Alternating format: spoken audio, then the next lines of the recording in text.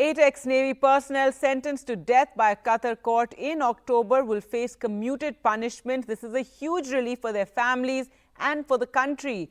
Several of them highly decorated military personnel who once commanded Indian warships and were working for a private firm providing training and related services to Qatar's armed forces. The Indian government has said it is in close touch with the legal team as well as family members to decide on the next step. Well, let's go across to Vishnu Shom for more on this story. And Vishnu, tell us, what is it the families are now deciding? They're going to be filing appeals immediately.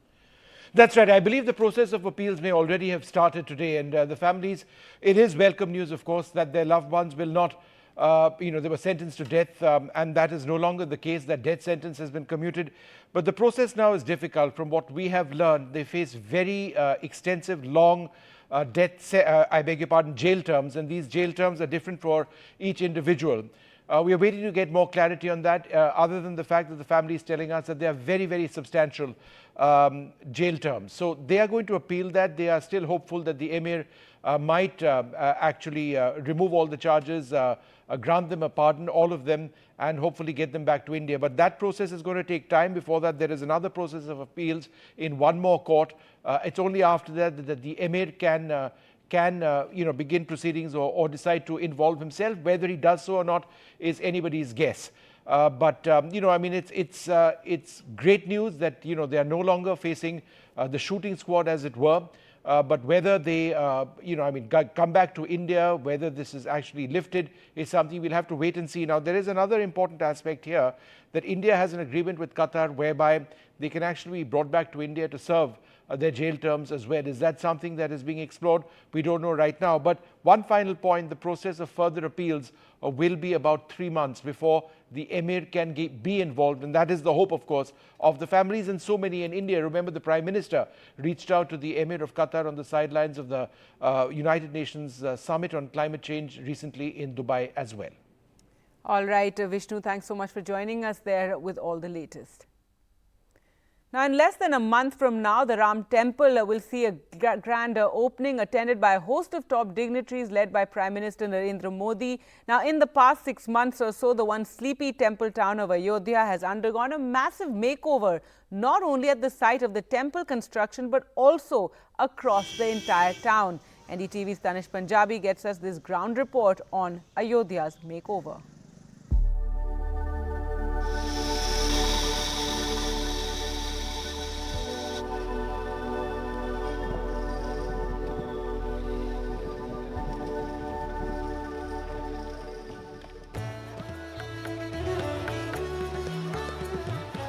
From a town dug up all over just a month ago to this, most projects nearing completion.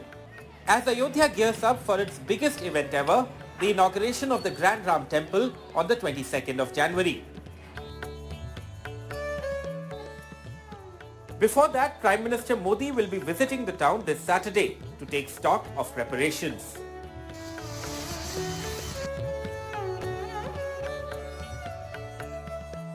Beautification work is on at the Lata Mangeshkar Chowk, which connects those coming in from outside Ayodhya to the famous Ram Ki Paidi and also the Ram Temple. Around 40 Surya Stamps have been installed on the road leading to Ram Janam Bhoomi that goes through the Lata Mangeshkar Chowk.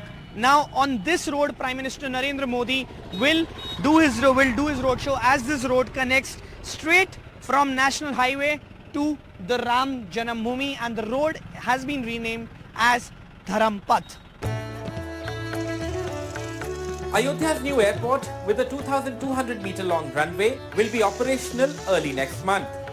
The design of the airport is inspired by the Nagara style of temple architecture, and it also has carved pillars and artworks inspired by the Ramayana. Prime Minister Narendra Modi will inaugurate the Maryada Purushottam Shri Ram International Airport on the 30th of December. And not just a new airport, but the city will also see a new railway station.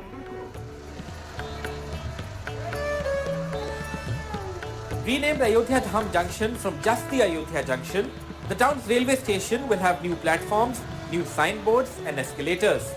The facade of the railway station has been built along the lines of the Ram Temple. The new building of Ayodhyas station is 144 meter long and 44 meter wide. In terms of height, it stands around 11.7 meters high and also has a green building with rain harvesting facility.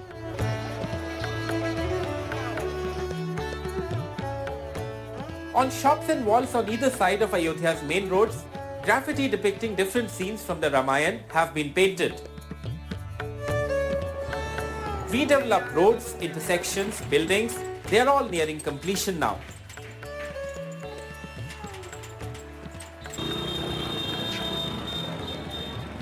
The makeover of the city is only getting faster as the date inches closer. Every corner of the city is being refurbished. With camera person Vineet Kumar Verma, Tanish Punjabi for NDTV. All right, let's go across to Tanish now, who joins us from Ayodhya. And Tanish, the Prime Minister is coming there at the end of the week, and he will be inaugurating a railway station as well as the new airport. Give us more details. Before giving more details, I would just like to tell you that even in this freezing cold, people are coming out here to see the Lata Mangeshkar Chowk. Shows the excitement of the city, of the people of the city, of the residents of the city. Now coming to Prime Minister Narendra Modi's visit, he is going to be here on 30th of January and he is going to hold a massive roadshow around 15 km long, which will pass on from here. Talking about the projects, he's going to obviously inaugurate the airport, the new railway station, and he's going to flag off 6 Amrit Bharat trains and also 2 new Vande Bharat trains. He's going to lay the foundation stone of various projects, worth around 11,000 crores for Ayodhya, and if we and some development projects for across Uttar Pradesh as well. So it is going to be a mega rally, a mega show on 30th of January when the Prime Minister Narendra Modi visits here for the inauguration of the Shri Ram Maryada Purushottam Shri Ram International Airport. Yes. All right, thanks so much, Tanish, for joining us with those details. So Ayodhya readying for the Prime Minister's visit and, of course, the temple inauguration next month. But in neighbouring Madhya Pradesh, now on the 15th of September, former Chief Minister Shivraj Singh Chauhan had announced the Ladli Behna of the state will get gas cylinders for just 450 rupees. At the time, there were some conditions attached to it, but this was a huge relief for the women who were hoping to get a subsidized gas cylinder. But as NDTV's Anurag Dwari reports on how the ground realities now, with Shivraj no longer heading the state, are very different. Gas cylinders at just rupees 450 per unit, a key promise of the BJP along with much hyped Ladli Behna scheme in Madhya Pradesh, credited with a resounding victory for the party in the state. But now the scheme appears to be unraveling.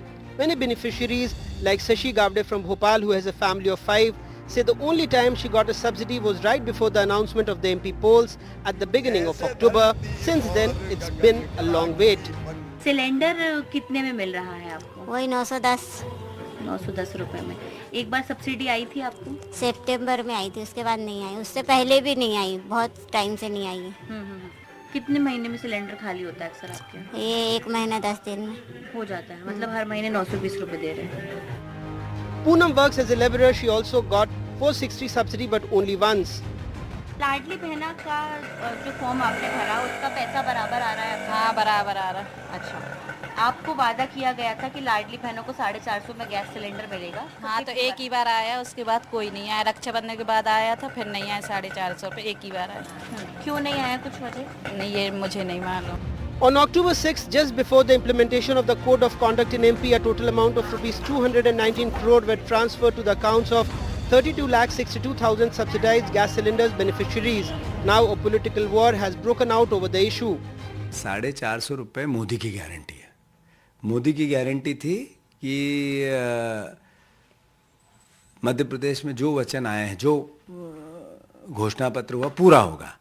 एक भी अभी तक पूरा नहीं हुआ. नया मंत्रिमंडल बना है आज, शायद पहली कैबिनेट में करें, ऐसी आशा है.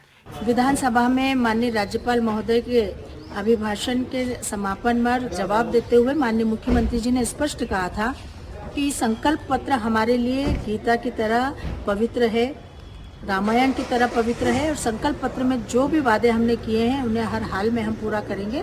तो इसके बाद कुछ और सोचने की आवश्यकता ही नहीं. This is the Sankalp Patra of the BJP, also known as Modi's guarantee. On page number 9, it's clearly written that the beneficiaries of the Ujjwala Yojana and Ladli Behna will get gas cylinder for rupees 450.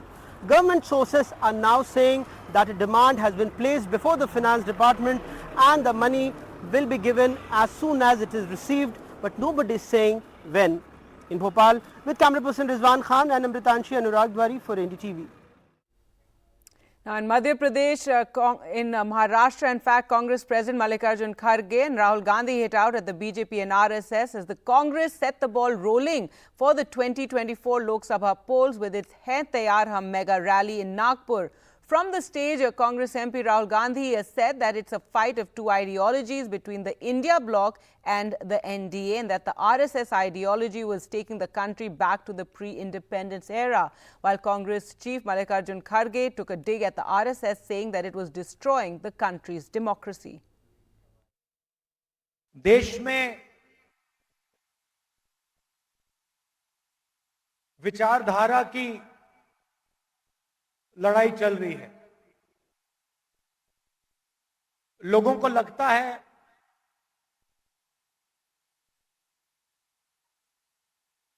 कि राजनीतिक लड़ाई है, सत्ता की लड़ाई है, वो है,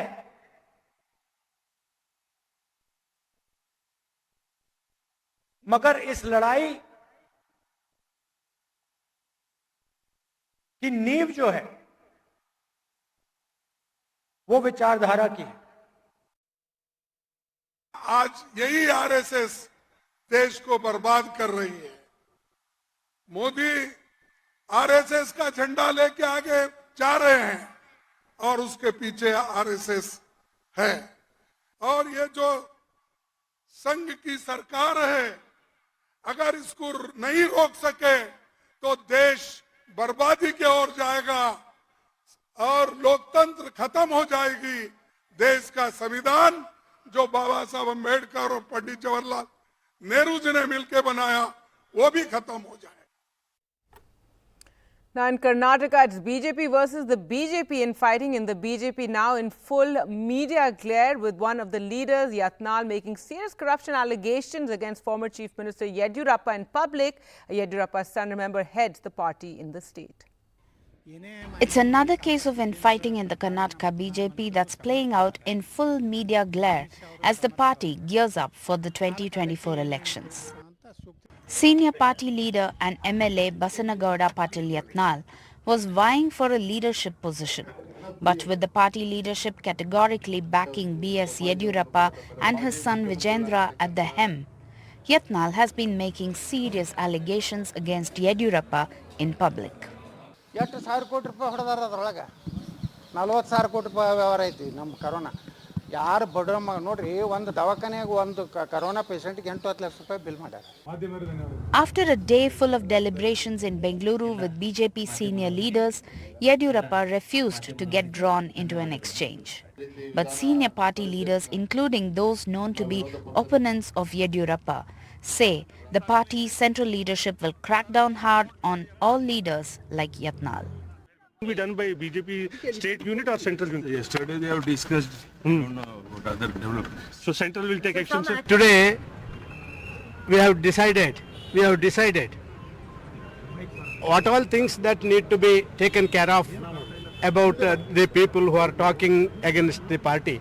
That we will take care of, and the central leaders will take a decision on this. Yatnal leaving the BJP and the BJP shunting Yatnal out of the party have happened in the past, and yet the two have always come together.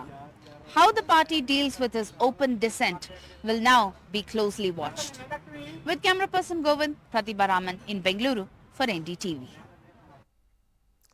The video of a woman being run over by an SUV in Jaipur caused shock after this video went viral on social media.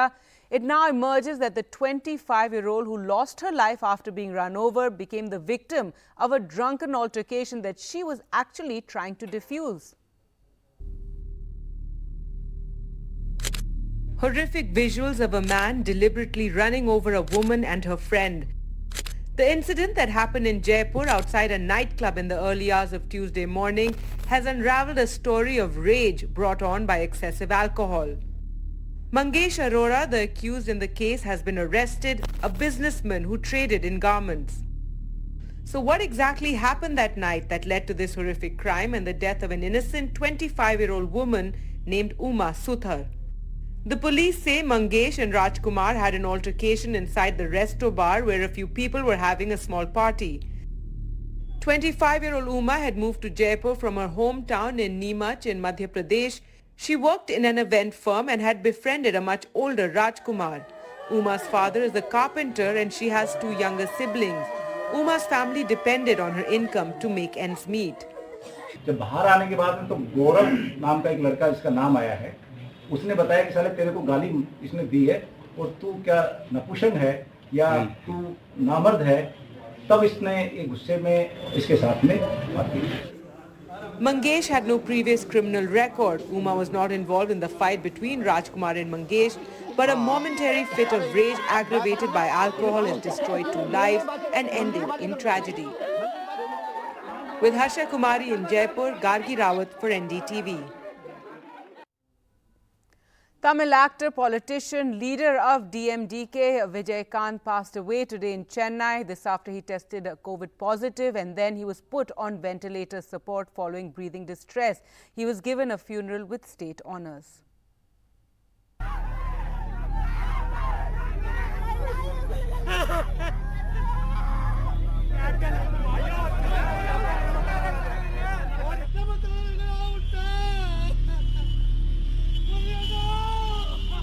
71-year-old actor politician Vijayant passed away early on Thursday following pneumonia. He had tested COVID positive 2 days ago. Prime Minister Narendra Modi tweeted that he is extremely saddened by the passing of Vijayant, who he called a legend of the Tamil film world and a political leader who left a lasting impact on Tamil Nadu's political landscape. Mr. Modi called him a close friend and fondly recalled his interactions with him over the years. Fondly called Captain after his 100th film, Vijayant has in several of his 154 films played the role of an upright man in uniform who fought for justice and the good of the people, enthralling audiences with reality-defying stunts. He launched his Desiya Murpokku Dravida Katchi in 2005 and in 2006 he won as MLA and his party got nearly 10% vote share.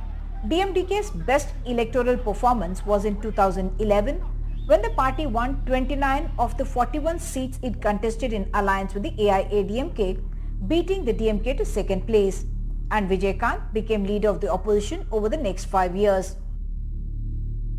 Both in 2014 and in 2019, he allied with the BJP but could not get electoral success.